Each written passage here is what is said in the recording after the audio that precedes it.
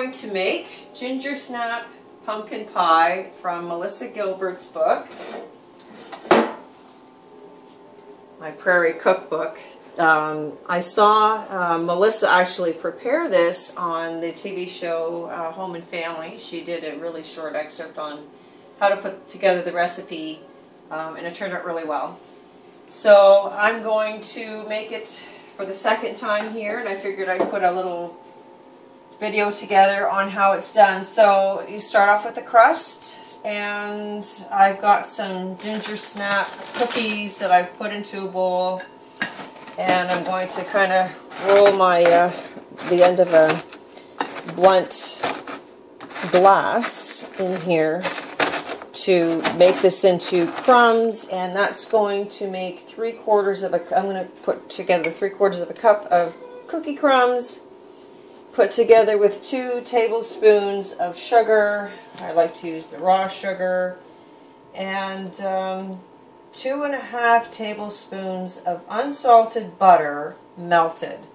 So I always make my own butter at home, which I never salt unless I'm going to be using it for a specific type of recipe that requires the salt. So I'm going to put those things together, and then once I get it into the pie shell over here, I'm going to, I'll take a pause to put everything together in here, and then I'll kind of show myself kind of pushing it in, and you kind of push it up onto the sides, create a pie crust, and at, let me see, 325 degrees, you're going to bake that for 5 whole minutes, and then you're going to let it cool completely before you put in the rest of the ingredients, and then we'll get to that shortly.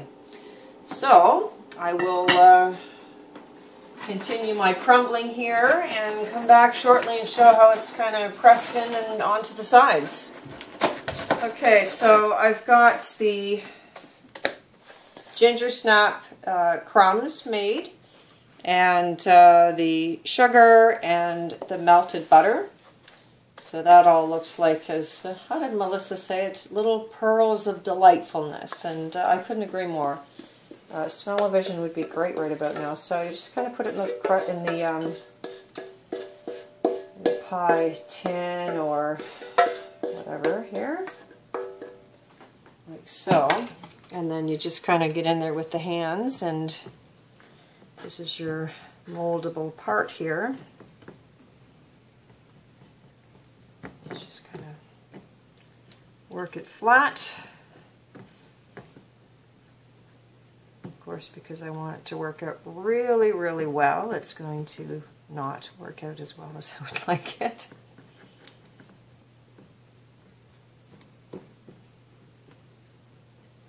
So while I'm doing this, I've got my oven heating to 325, and it's a very fast 5-minute heat up to bake the crust.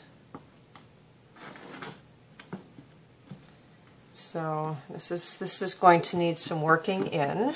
So this is basically what you're going to be doing, and then I'll show a quick shot of the pie crust once it comes out of the oven.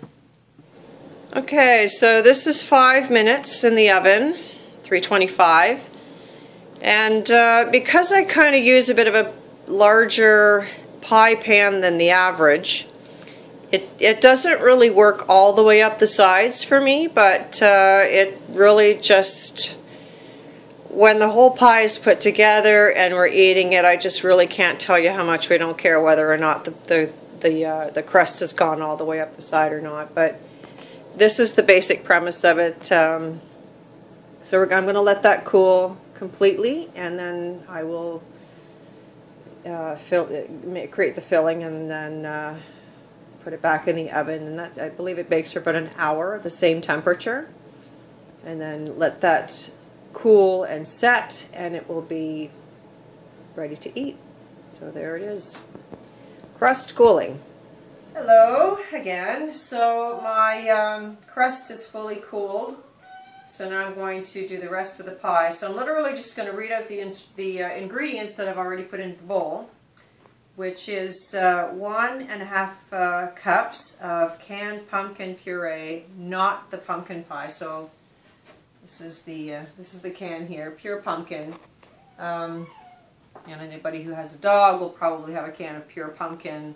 You'll know the difference between the two. It's really good for digestion for dogs. So anyway, I'm just throwing that one in there. So 1.5 cups of pure pumpkin, 1 can or 12 ounces of evaporated milk, 3/4 cups of packed light brown sugar, 2 eggs, 1 tablespoon of cornstarch, 1 teaspoon of ground cinnamon, 1 teaspoon of vanilla extract, 1/4 teaspoon of ground nutmeg, and 1/4 teaspoon of salt.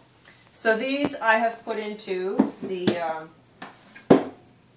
bowl here in the order given, and so I'm going to whisk this all together as I have already, as I'm waiting for the oven to preheat back up to, yeah, it was 325 degrees Fahrenheit. This really smells amazing.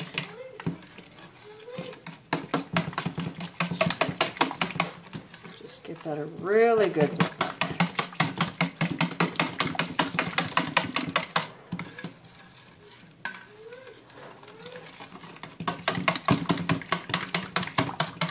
I didn't actually get to use all of the pureed pumpkin that was in the can, so the rest of that is going to go into a really thick Tupperware and into the fridge for up to a week, because I know that we can go through pumpkin pies probably 1 a day around here and not get tired of it. So just making sure that good stir, activate everything like that.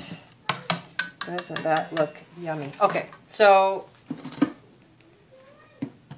this is my crust here, which, like I say, I'm using a pretty big pie dish, so it doesn't exactly, oh my gosh, I open up the lid and I can smell ginger.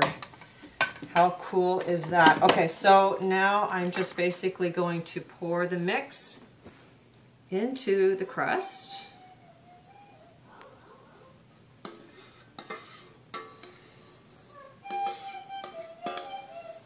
And yes, when it comes out, it will be a little bit overflowing to the crust, but we just really did not mind that here when I made it the first time.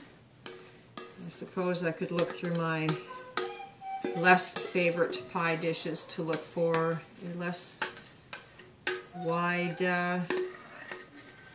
pie tin, but hey, there it is. So this is going to go into light on, and I'm not going to get a drum roll like Melissa Gilbert got when she did this on the show, so this is going to nicely go in without the shock effect. There we go. And that's going to sit in the oven for 1 hour or until the pie is firm. And I think in my case I had to leave it in for like an extra 5 minutes. Everybody has their own, everybody's oven has their own personality, gas, electric, whatever. And then when you pull it out, you're going to let it cool completely before you serve. So I'll show the finished effect. It just really smells good already, so we'll see you in just over an hour. Hello again. So this is the pie out of the oven and cooled off, and we're just about to cut into it and enjoy a nice slice of pie. So this again is the ginger snap pumpkin pie, made from Melissa Gilbert's My Prairie Cookbook that you can purchase on Amazon. I'm afraid I just can't recreate the really hilarious video that was up on that Home and Family did when she actually made the pie for the cast of Little House. I don't have a hilarious cast here to work with, unfortunately. So this is the pie, and unfortunately the smell-o-vision hasn't been invented yet, so I just wish you could smell how wonderful this is. So really looking forward to diving into this, and it'll last about a day. I don't know what everybody else in the house is going to be eating, but like this is like my dessert for tonight. So thanks for watching, and I hope you pick up the book and enjoy making some of the recipes inside. Take care and shalom.